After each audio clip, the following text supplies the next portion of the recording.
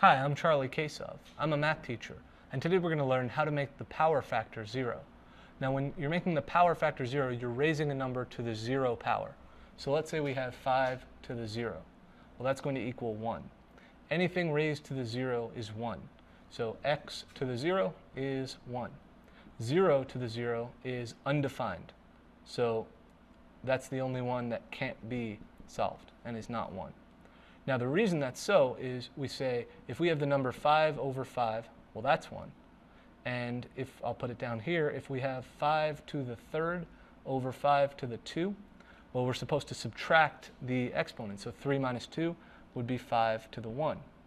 But what if we have 5 to the 3 over 5 to the 3? Well, same over same has to be 1, and 3 minus 3 is 0, so it equals 5 to the 0, which also equals 1. So I'm Charlie Kasov, and you just learned how to make the power factor 0. Thanks a lot.